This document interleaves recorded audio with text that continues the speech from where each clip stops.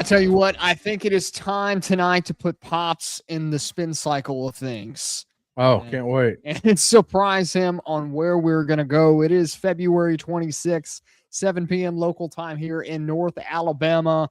And we're getting ready for another episode of the Off the Bench College Football Show. I am your host, Kelsey Huffine, and Pops, of course, sitting across the camera from me. We've got a lot of things to go over today. A little bit of a schedule draft, and we're going to introduce those terms later into the episode. Charles Bediako is still fighting to play college basketball in March Madness this year. And then there's another game I want to play with Pops tonight. One that I've surprised him. And we're going to give it a segment of Who Wants to Feel Old? Oh, my gosh. Who wants to feel old tonight? So, Pops. Yeah, I'm feeling it already. So you're all right. Good. So 2027 quarterback has now committed to play for his father's legacy school. His father's legacy school. Yes. Okay. So the school's NC State. So who's it going to be? This quarterback is an Alabama quarterback. Oh, it's going to be Phillip Rivers. Come on, man. You got to play 2027 quarterback Gunnar Rivers has committed to NC State. He committed over offers from Auburn, Georgia, Miami, and Boston College, as well as even more. But Pops, how do you feel on the segment of do you feel old today? I mean, I don't feel old. I mean, I knew the answer as soon as I was sitting there thinking it's going to be Phillip Rivers. Right? I just knew it was going to be Phillip Rivers. As soon as you said NC State, I'm like, he went to Phillip Rivers. I mean, he went to NC State, right? Yeah. Yeah. So, yeah, we're good. I'm not feeling old yet. Not Keep on going, man. Put me in the spin cycle, brother. Put you in the spin cycle. Well, that is the extent of Is that it? Today. Yeah. I mean, come on. Gunnar Rivers has committed to NC State. I feel like it's pretty. So where did he play high school here in Bama? Athens. He played.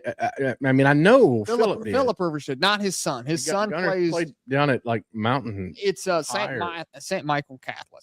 So down in Birmingham somewhere. Yeah. I don't know. I mean, he had a exceptional junior year. 72% of his passes, 2,800 yards, 44 touchdowns, and just 5 interceptions.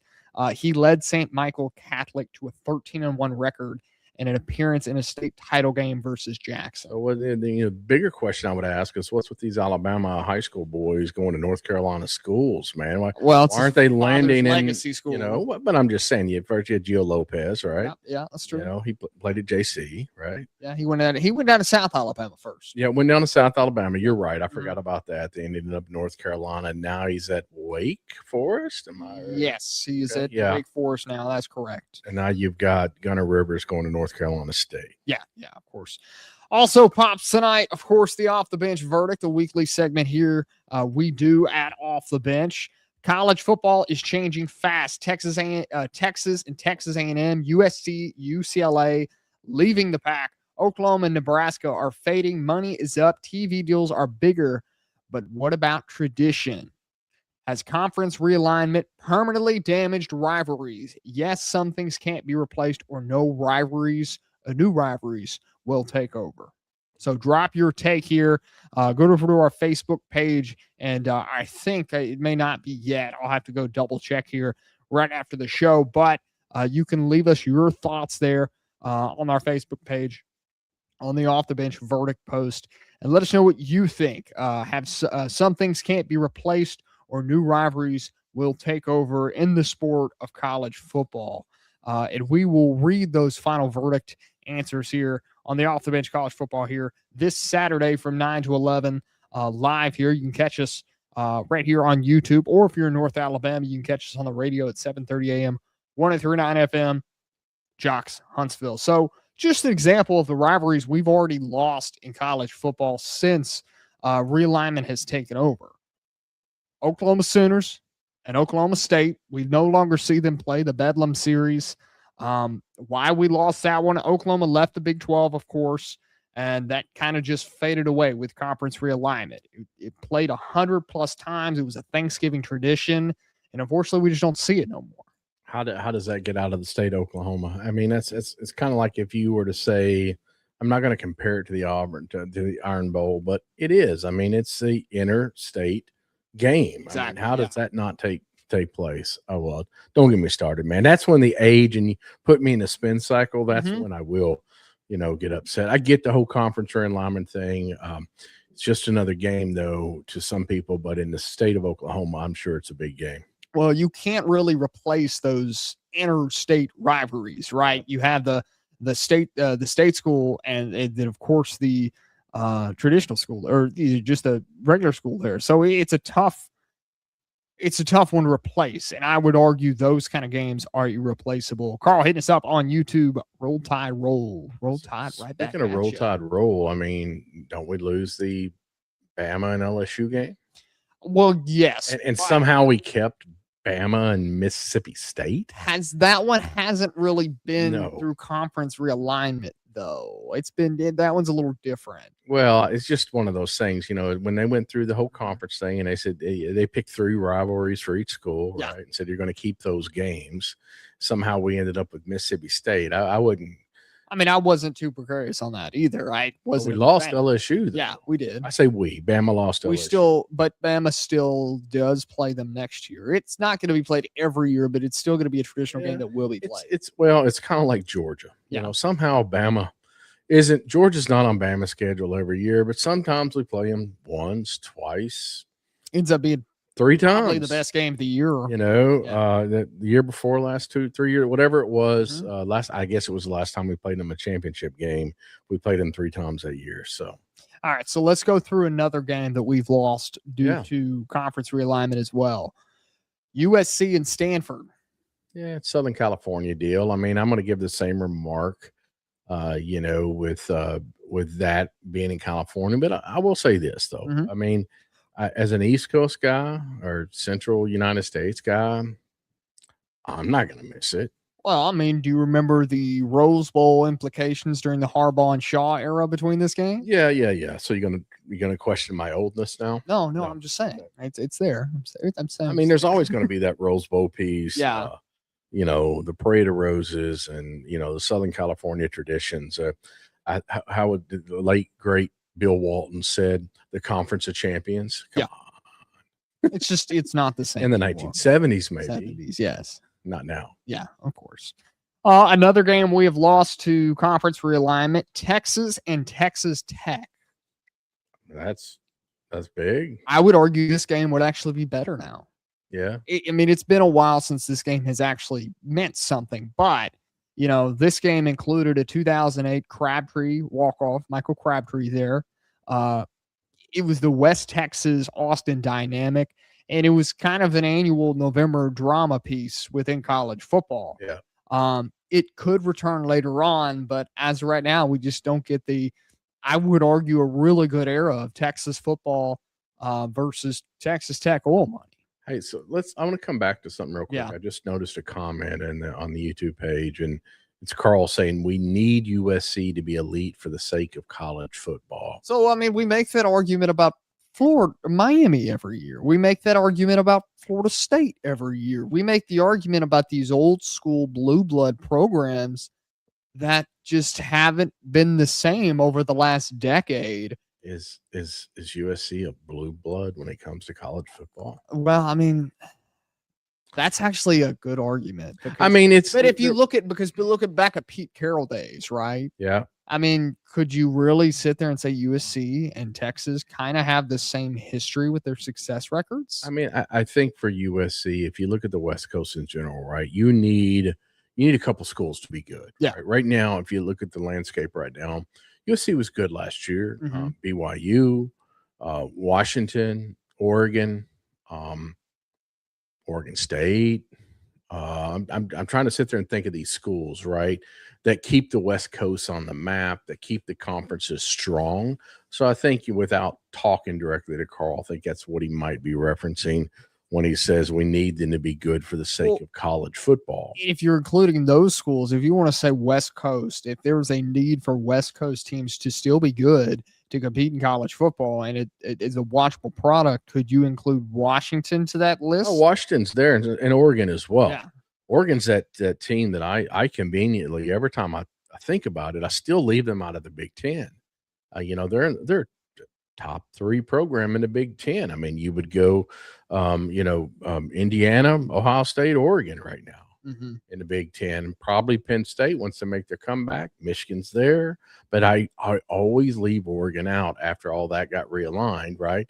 And so these schools, I mean, I kind of agree with him. You need USC to be good. Yeah. Maybe you need USC to be good for Southern California to still have a spot on the map in the college football landscape. Well, you need one of those Southern California. UCLA, Stanford, you could also in USC in that. San Diego State.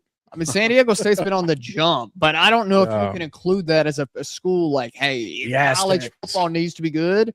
The Aztecs need to be good. Who was the team we were talking about last week? Not North Dakota State, but the other Sacramento State. Sacramento State. We need Sacramento State to be good, and now that they're going to be in the top tier of college football, so they're representing, man. So we need Sac State to be good. Yeah, 2 weeks in a row we got to be good for a middle of the a middle of America conference. They need to be good on the West Coast. Yeah, so Carl's clarifying himself, and he's just saying just USC from the West. Just USC from the West. Notre Dame, Michigan, Ohio State, USC, yeah. Miami, and Florida State. Well, yeah, it'd be a good year. Yeah. They need to be relevant for college football. I mean, us Alabamians, right? We like our Alabama football. We like our SEC football. We respect the Big Ten football. I really do. Yeah. I'm not going to say I like any of them. Okay. There's SEC teams that I don't like, but I'll respect all of these programs just because of the way they carry out their college programs, the Georgias, the Tennessees. I'll even say Auburn to a point, but there's a lot of, I don't want War Eagles said in my garage bar here. Right. But I'll come back with what we originally started talking about here with USC and Carl's comment about it needing to be elite for the sake of college football. I think it's probably for Southern California, keep California to have a dot on that map. Another game we have lost to conference realignment, Missouri and Kansas, the border war. I mean, this game actually is coming back in a non-conference setting, but it won't be a yearly basis. So you kind of lose the energy for the draw to the rivalry. But this once determined the division titles in the Big 12. They've had 100+ meetings over the years, and it also goes back to Civil War roots. So it's just kind of another game that conference realignment has just said, we're done with you. No longer. Well, when Missouri decides it wants to be in the SEC, I mean, which they did. Yeah. And they're kind of middle tier SEC. They put up a fight every year. They've had some good teams the last couple of years, but you move from that. You move from was it Big 12? They were the Big 12. Yeah. You move from the Big 12. And what reason does Missouri and Kansas have to play each other other than they share a border? Yeah. I mean, that's true. Guys, you can go let us know your thoughts on the off-the-bench verdict this week. Yes, we need to go back and protect these rivalries, or no, new ones will be forged through conference realignment. Yeah. Let us know what you think. You can go to our Facebook page and go to the pin post there at the top and let us know what you think at Off the Bench on Facebook. So other news we need to get to today. Charles Bediako still in the news. Still trying to fight to play college basketball this season in March Madness for the University of Alabama. He has filed an emergency motion with the Alabama Supreme Court in this quest for an interim injunction against the NCAA. This has been part of a long legal process now to seek his eligibility to be able to play in college basketball this year. This is going on for so long. The NCAA tried to put their foot down, and so this can of worms could not be opened. Yeah. But again, they're trying to pull the teeth out of the NCAA and make sure this does not happen in the future where they can stop this at all. Well, I like this topic about as much as I like talking about Lane Kiffin for weeks on end, right? And I feel for the young man. Okay. He's the one that made the decision to go pro. Okay. He lost his eligibility. You've had a judge say, nope. You had one that was a donor that said, yep, let's bring him back out on the court. Cool. Awesome. But, I just wish that the courts and all of these things would stay the heck out of college sports. Okay. But when a young quote student athlete does not get his way now, and the schools don't like the decision of the NCAA, or the schools don't like the decision of X, Y, and Z, immediately there's a lawsuit filed. Everything's a lawsuit. Well, so I just hope this one goes away.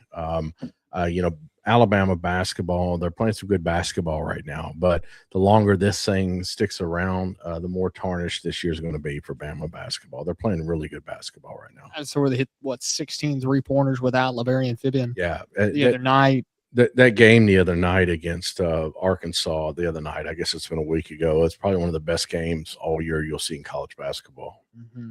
Well, the Bediako issue is still to be continued. We'll see how this unfolds.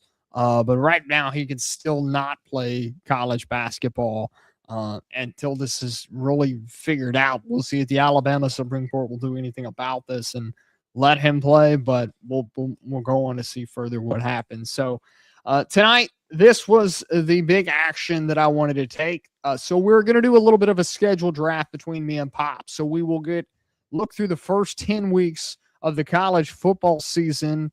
And we're going to pick, like, for example, if we were media peoples, right? If I'm, ESPN or somebody like that, right? Man, so I get to pick the first week. You get to pick the first week. And this is going to give us a good idea of what we're going to see and the taste we're going to get in college football for the next upcoming year. So do I get to, like, play it like, you're live on ESPN and these are the games I'm going to talk about? No, I mean, basically you're going through and saying you're getting your week that you are wanting to see. Yeah. What is this week? You only you're getting the week you want to see college football and you own that week. I own that week. You own that week. Week 6. Okay. And there's 3 games that I want to highlight. Okay. I'm going to start. We've already been talking about this team tonight. I want to go USC Penn State. I want to see what the new Penn State looks like, and all of this recruiting. Coach Campbell. Yeah, and all this recruiting hype that USC has had with the number 1 class. I want to see if those freshmen step up. Okay, and we get to go to Penn State week 6. I'm hoping it's a night game, and it's a whiteout there at. Could that be the whiteout? At College Station? You got USC. They're going to be a top 25 team. They will be. Both of these teams. This is a potential top 10 matchup. Okay, right? Fair enough. Next game I'm going to go. We've already talked about both of these teams. I'm going to go A&M and Missouri. I've got this listed as a trap game. Okay. Hey, it could be a trap game for A&M, right? Yes. Missouri's going to be on their home field. Okay. Those guys are going to be sporting that gold and black. Okay, let's see if Missouri's defense that they've had the last couple of years can stand up to it. A&M's, you still got the quarterback there. I'm going blank on his name. You still got him. He's going to try to be running all over the freaking field.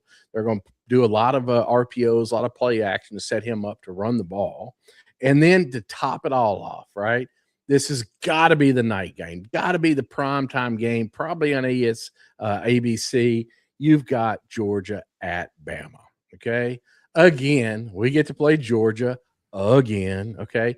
This time we're coming back to Bama. Let's see if Bama can take revenge on the terrible showing they had in the SEC championship game against Georgia. I am really hoping we see Keelan Russell at this point shining. This week 6, both of these teams could be undefeated going into this game. I mean, you didn't even talk about you didn't even talk about Iowa, Washington. You got Washington's probably a top 25 game. There's another game here. Iowa going on the defense, right? Yeah. Okay. Indiana at Nebraska.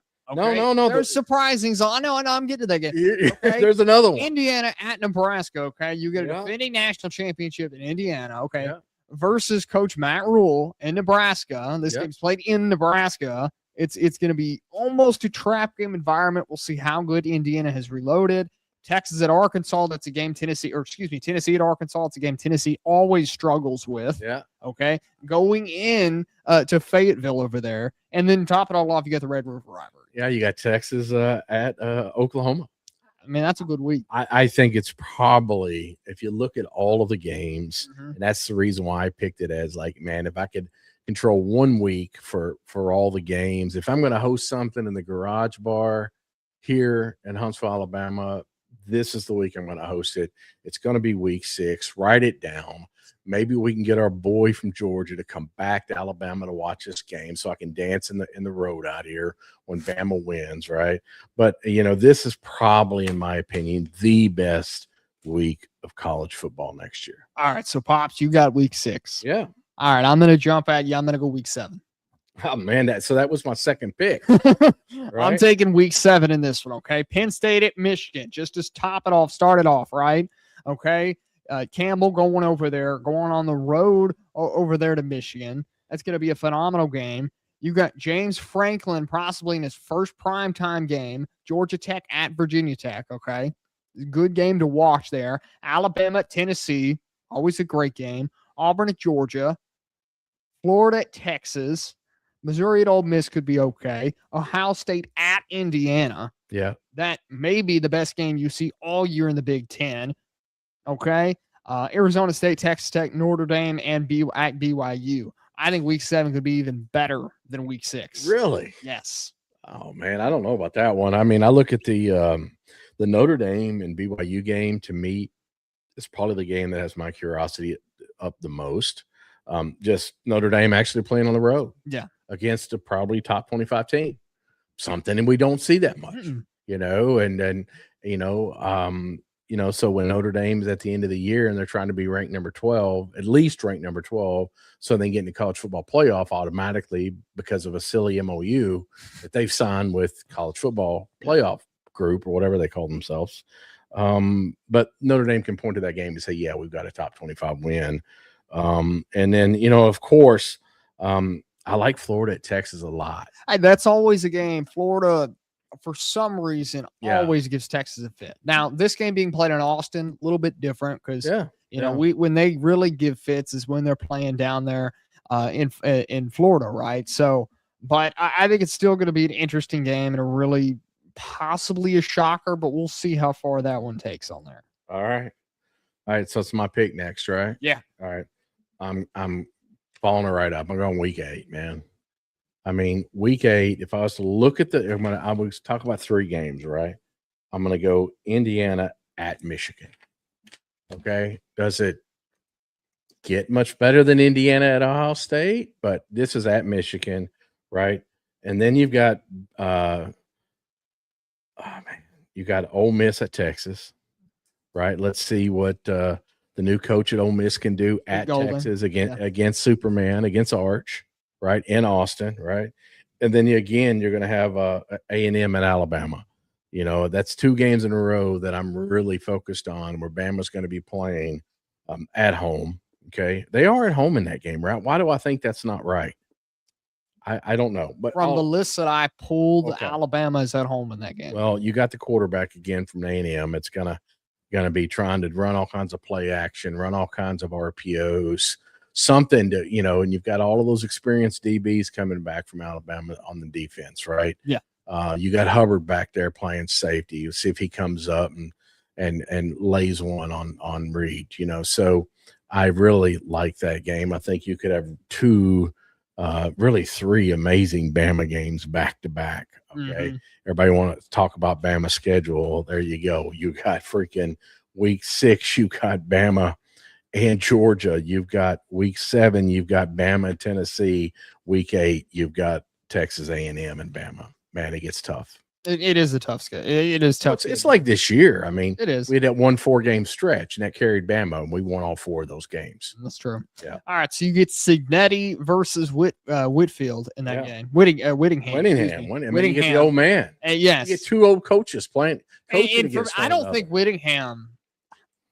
I don't know if Whittingham's going to have that much success at Michigan. Okay, definitely dealing with their schedule, which is already going to be harsh for Michigan. Okay. On top of his age, I don't think he's going to get many players to buy into Michigan football because nobody knows if he's going to be around the next 4 years. Yeah. But Indiana, Michigan, great game week 8. Virginia Tech and Clemson in that one.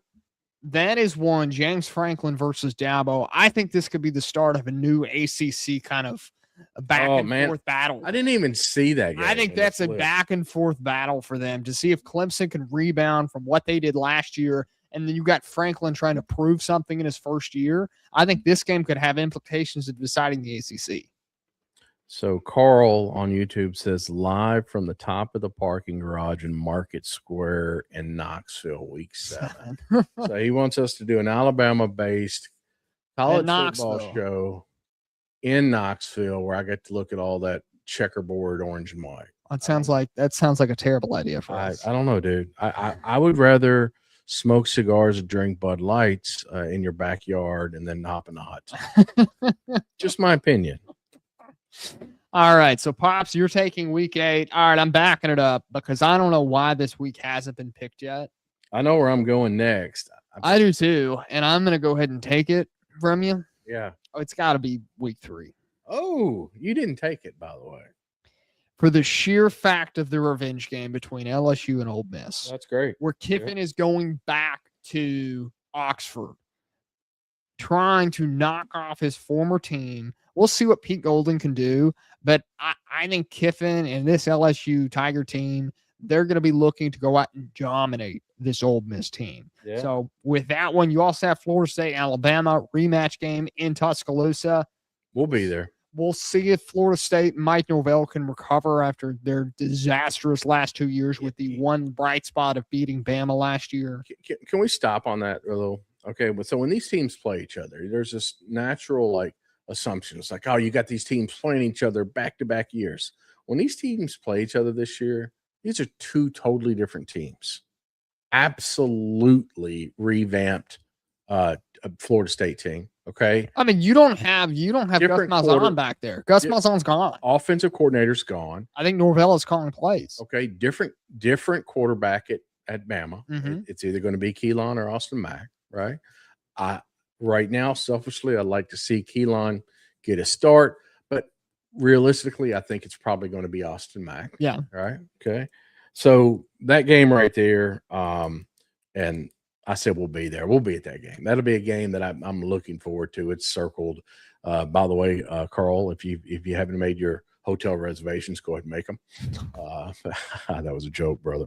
But yeah, that week 3 matchup. Those week 3 matchups are phenomenal. SMU Louisville. It's going to be a solid game. Right, ramping up the ACC. Right there. Virginia versus West Virginia. Rivalry game right there at Charlotte, played on a neutral site. Georgia at Arkansas, which I have listed as a trap game for Georgia. Beginning of the season, Georgia's defense always starts slow. Yeah. Okay. Their offense should be good out of the gate. Returning quarterback and Gunnar Stockton. I was just about to say, you think Gunnar Stockton's going to be starting off slow? He's coming back. We'll see what Ryan Silverfield at Arkansas has on the other side. Okay. Yeah. No more Pittman over there. See what that happens there. Arizona State versus Kansas in London. This game's going to draw a crowd only because it's in London. I actually don't think there's big implications on this game. Right. But I think it's going to be a good week. Definitely not to the tier that we've picked previously for our first 2 weeks, but I do think that game, the revenge game, is going to draw a lot of eyes. So it's going to be kind of awesome, though. Arizona State and Kansas, right, in London, right? So we'll be doing our show, right? But there'll actually be a game going on during the Saturday morning radio show, which normally our Saturday morning show on 103.9 here in Huntsville is from 9 to 11. So the games start immediately when the show is over. So we'll be able to do live coverage. We'll have a game going on, because it's in London. All right, my turn, right? Yep. I'm going week 2, man. Okay. And I'm going to talk about, first of all, you got a rematch with Ohio State and Texas. Yeah. Remember what happened last year, week 1. Okay. So, and I kind of like, man, is this game going to be talked about kind of like this year's week 1 game was, or last year's week 1 game was, right? And then you got Oklahoma at Michigan, right? So you got SEC Big Ten game. Okay. You got 2 SEC games and Big Ten games back to back. Okay. And then you got Alabama at Kentucky at Kroger Field. Okay. There's always hype around that game for some reason. I guess it's because we're from Kentucky, but we've lived in Alabama for 20 years. I'm a diehard Bama fan. I've got friends, old high school friends that are, hey, man, come up to Lexington and watch this game. Kroger Field will tailgate. I'm like, all right. And we never do it. Okay. We need to do it. We need to go up to Lexington, tailgate at Kroger Field, figure out what that looks like, put the Alabama tent up, right? Do some shrimp, do whatever we want to do. We'll talk Uncle Carl on the going. We'll talk Jamie Nason the going. and we'll all meet in Lexington for that game.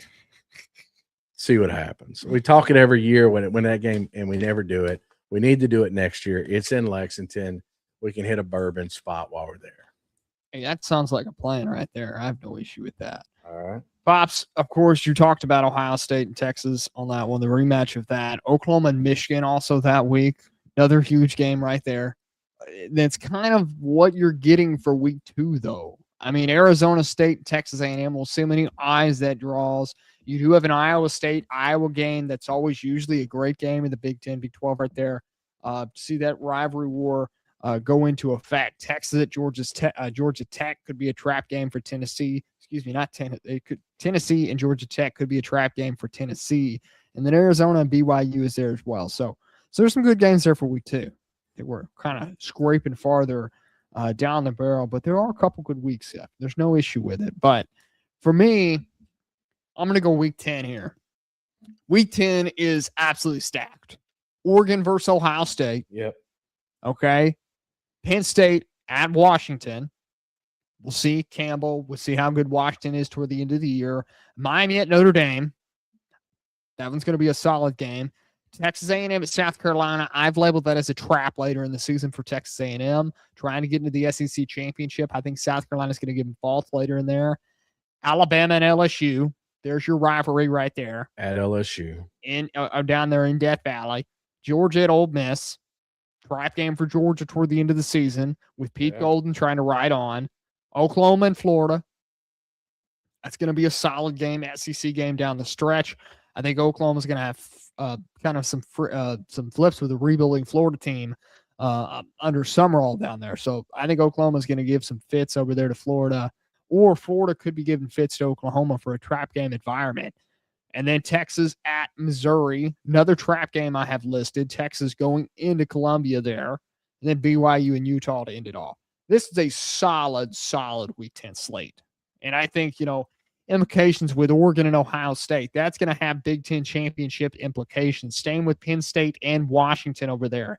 Miami and Notre Dame, a former rivalry game that we just now are getting back into the slip of things. I think that's of all of the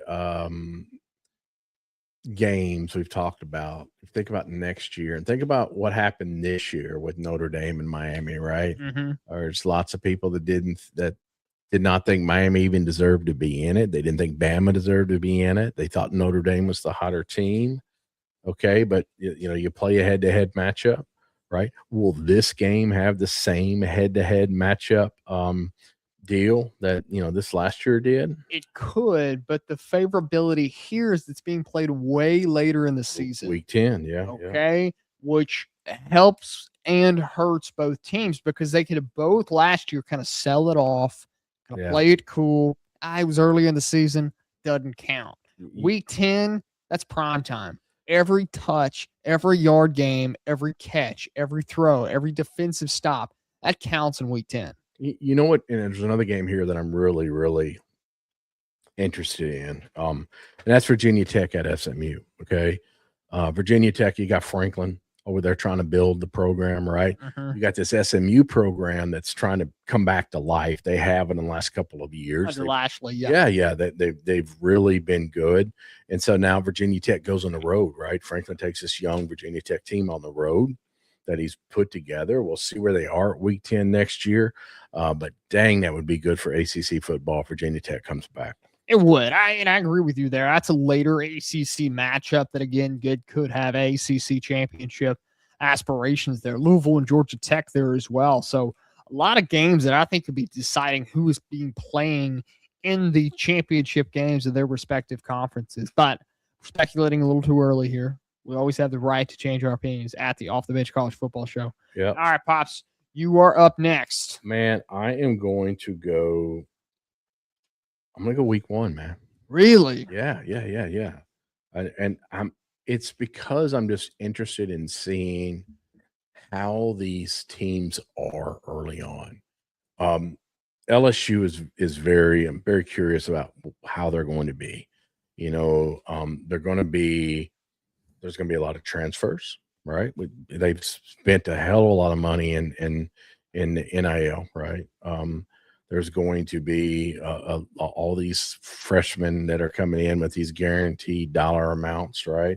And then there's Clemson, right? Clemson at LSU right off the bat, week 1. Okay.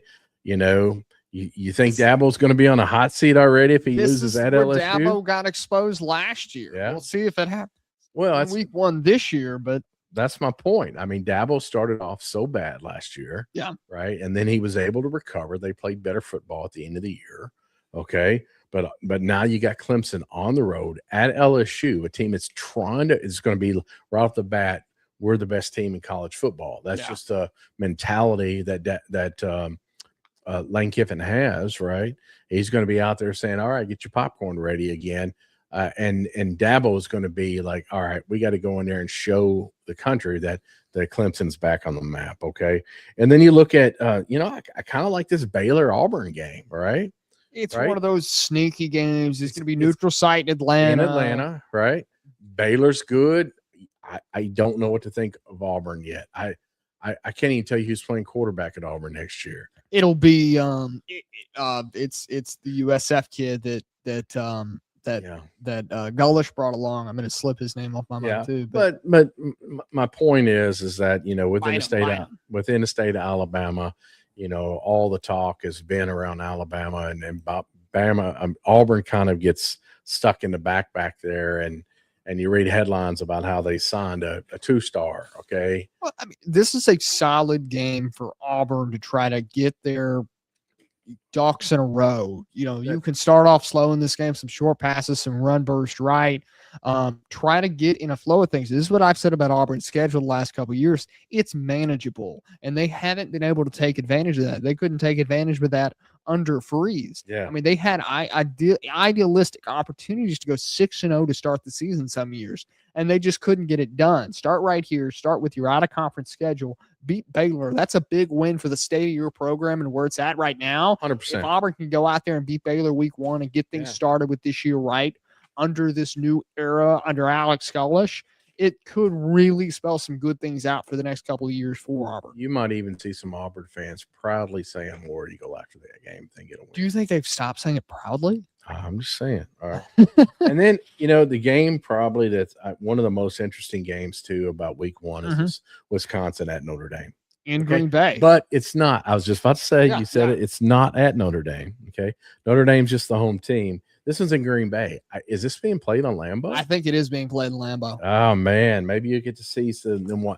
So you're going to get to see a jump around in Lambeau. And I would argue that playing in Lambeau Field, I get it. It's not a home field. It's not a college football environment. It's not a field.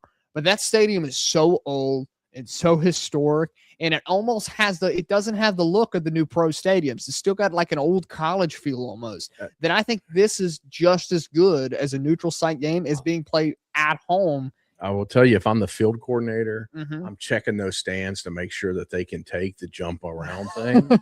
Okay, because that is think they can field. in Lambeau. And this is where we miss co-host Richie. I mean, I know he has seen it firsthand up there than doing the jump around thing. And I really thought Bama would kind of what word am I looking for here? Mock it? Yeah, mock it this year. I thought for sure the Bama band would do it when Wisconsin played and Tuscaloosa this year, but they didn't. But yeah, I think that game is very interesting, and more than just all the antics go along with Wisconsin football, but just we're really going to get to see right off the bat, if is Notre Dame all that, right? Is Wisconsin all of that? They're every year you sit there and you think, the Wisconsins of the world, the Minnesotas of the world, are they going to be the bottom tier of the Big Ten? Or are they going to step up? So, and we get to see them play Notre Dame, and so Notre Dame actually has like a quad 1 team on their schedule. So, all right, just to recap here, Pops is taking week 1, week 2, as well as week 6 and week 8. I am sitting here with week 3, week 7, and week 10. So that leaves us with the rest of week 4, week 5, week 9 left. If I've got it correct here, I think the count's correct. I think you're right, man. Okay, so with my next pick, I'm going to be rocking toward the section of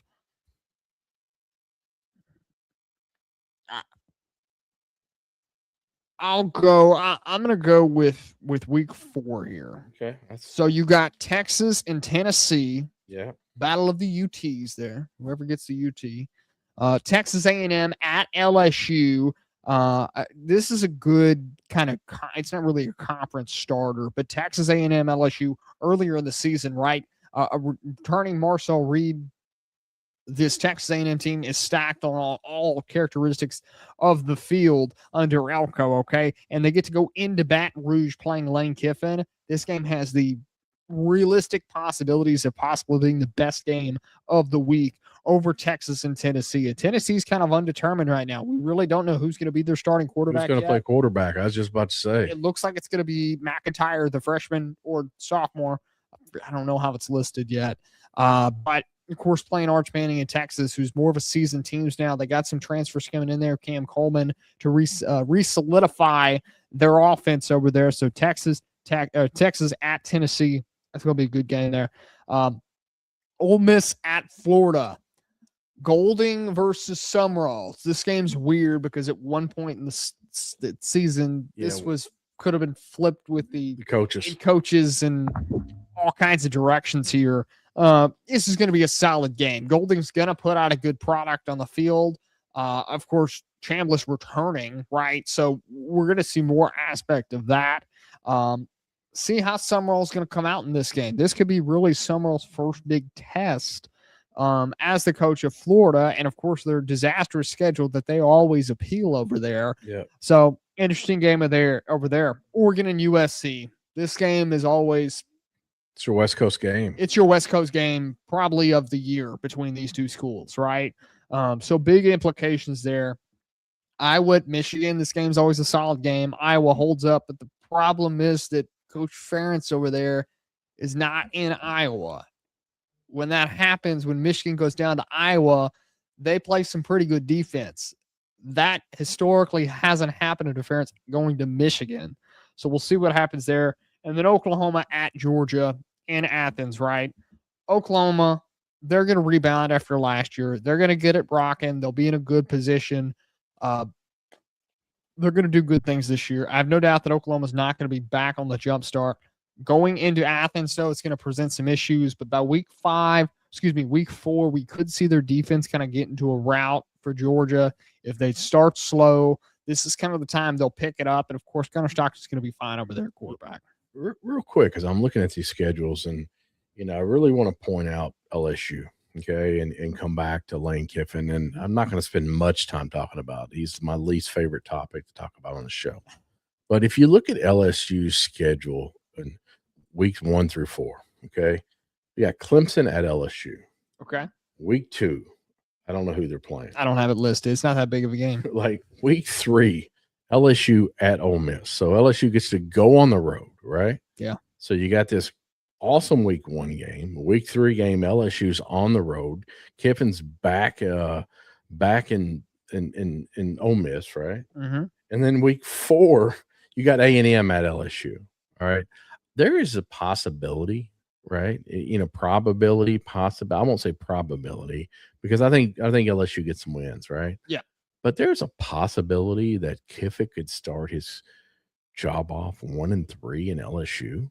Yeah, there's 100%. I mean, we had talked about this earlier in the offseason. I think just looking at the schedules now and really thinking about the teams that he's putting together, okay, and he's putting together a solid squad, okay, he's going to be fine, right? But, when you take a team like that and you mesh them together and you've got a good mix of NIL and you got a good mix of freshmen, top-tier freshmen, he's going to be fine. But it takes a minute for it to gel. But when you start your 4 games off, like 4 of your biggest games of the year, okay, 3 of your biggest games of the year, your first 4 weeks, it's going to be tough sledding. I mean, thank goodness 2 of those games for him are at home. And then the other game, he gets to go play at Ole Miss. So, I think the reality of that just kind of struck me. And, I don't wish any LSU's LSU. They've always had solid programs, right? Respected programs. I think I would say that. But Is that rain? I think it is rain. we're getting some pretty good thunderstorms here. Yeah. But it's just one of those cases where LSU could start the season 1-3. 100%. All right, Pops, I think you were up with the next pick. Oh, man, what do I got? I'll go week 4. Did we say week 4? I've got week 4. Oh, you just did week 4. I just did, yeah. I'm sorry. You have week 5 and week 9 remaining. Well, shoot, let's just pick one. Let's go. Man, I'm definitely going to pick week 9, man. All right. Well, no, I'm going to week 9. Okay, go for it. All right. I got to sit there and I got to piece these pages together, right? But if you look at the games, okay. All right. Okay. I'll go week 9 and I'll just highlight Florida and Georgia. Right. All right. Florida at Georgia. You never know what's going to happen with Florida. Okay. They're going to have the same type schedule issues this year as they had last. Georgia, you're going to have Gunnar Stockton in week 9. He's going to be playing good football. I really think that Gunnar Stockton next year is a Heisman type guy at Georgia. I really do. I mean, he did great this year. He did do great this year. I just don't find Gunnar Stockton as the type of quarterback, type of player really that I don't know if his play represents a Heisman. Okay, so let's do this. Mm-hmm. Who's won an SEC championship? Gunnar Stockton. Gunnar Stockton or Ty Simpson? Gunnar Stockton has. All right. Okay. I'm just saying. Does Ty not have an SEC championship under his belt? In the 3 years that he was there, yeah, he's got to have one. I don't know. I'd have to go back and look. Yeah, I'd have to go back and look too. All right. But my point is that I think Gunnar Stockton, he's a lot like Arch. Him and Arch both got so much better as the year went along, right? Mm-hmm. Is he Arch? No. I think Arch next year is going to be Superman likeness. Okay. I think it was wrong for people to label him as the next coming of whatever this last year. And it took him wasn't ready. Yeah. It took him a minute, but once he got it, he got it. Yeah. Right. And then he's got Cam Coleman he's going to be throwing to next year at Texas. Right. But I really like that game. I like Ohio State at USC. All right. Big Ten matchup right there. Huge game right there. You know, Ohio State gets to go on the road to play this game. So I like that game. Okay. We'll see what Julian Sands can do in California when he's throwing a football downfield. Right. And then I actually like Notre Dame at Navy. Right. This one will be played in Foxborough. So you got another game inside of a pro stadium. The problem with this game, because we saw this game last year. Yeah. Right. I mean, Notre Dame's a powerhouse, and Navy had a good team, but Navy can never get over the hump of Notre Dame, and I don't think they will. Well, I mean, but you've also got, I mean, there's two other big games on the schedule for this week. You got Arizona State and BYU at BYU, right? And then Auburn at Ole Miss, right? So, like I said, we don't know what Auburn's going to look like. Got a pretty good idea with Chambers back at Ole Miss. You got a pretty good idea of what he's going to look like. But you know, where Gullish gets Auburn toward week 9, see what their schedule represents. Now, I don't think Gullish is going to come out of the gates and completely to really do anything at Auburn. Can he develop throughout the season, really implement his type of game, his type of culture, and get them going by week 9? Possibly. I think that is a possibility. You know, as much trash as I talk about Auburn, I think Auburn is one of those schools that for college football, we need Auburn to be good. Okay. And I know they get lost in the shuffle. They get lost in the shuffle in the SEC. Think about how hard it is for Auburn, right? Okay, number one, they have to compete recruiting with Alabama, with Georgia, Ole Miss, Mississippi State, Florida, Florida State, LSU, every one of these guys. LSU. Auburn's one of the worst positioned schools to recruit from because you have powerhouses sprinkled all around you. They're completely surrounded. Okay? You go to the east, you're in Georgia. You go to the west, you're in Tuscaloosa. And on top of that, historically, you're the little brother. You are. Yeah. And that's always harsh to really present to recruits. It's always going to be somehow, some way, though, they get Bama and Jordan Hare, and it's always the craziest football games of the year, All right, Pops. I guess that leaves me with week 5, an Ohio State at Iowa matchup. I like it. Defense always shows up for Iowa at home. Is it Iowa that's got the pink locker rooms? I don't.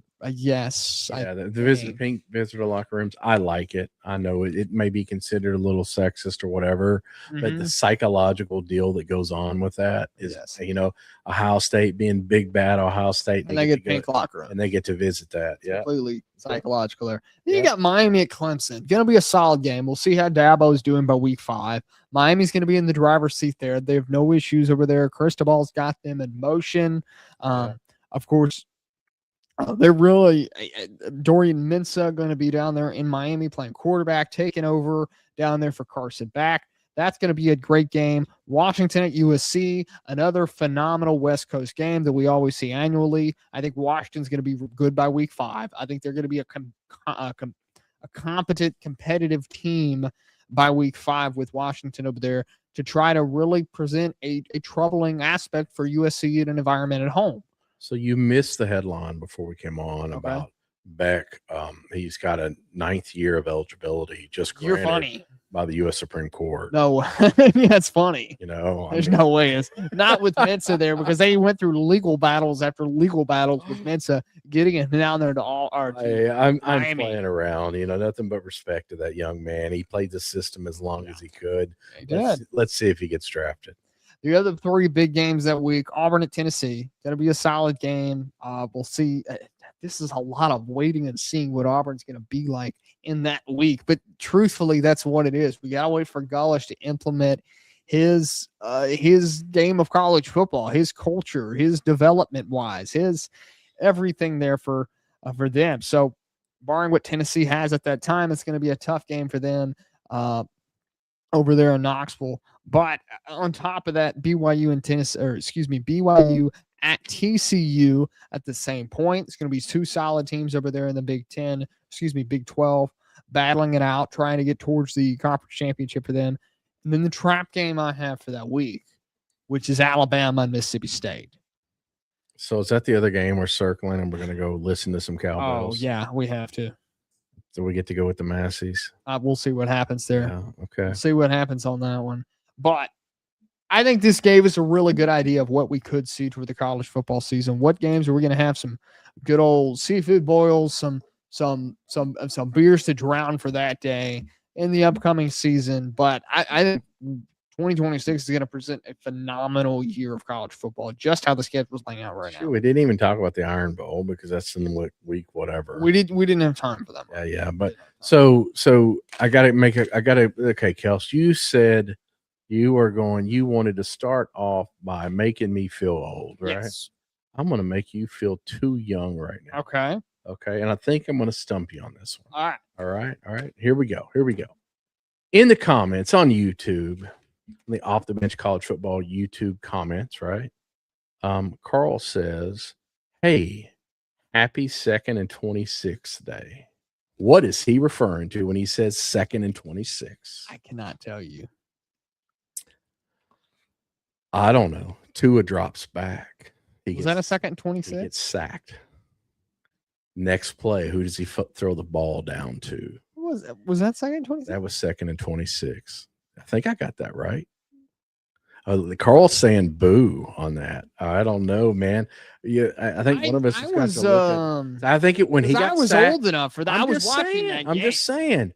When he got sacked, it was 2nd and 26. I can tell you exactly where I was at during that game. I can tell you where I was. I was in a hotel in Richmond, Virginia, and I had the front desk call me 3 times. I thought I was going to get tossed out. But I believe it was 2nd and 26. I think you yeah, I was right. Yeah. And who else did? Yeah, 2 Heisman Trophy winners right there throwing the ball to one another. No, Tua didn't win the Heisman. I take that back. Tua did not win the Heisman. Okay. I don't. Smitty caught the ball. Was it Smith? Yeah, it was Smitty who caught the ball. Yeah, a lot of people think it was Ruggs. It was Smitty. No. It was. All right, guys.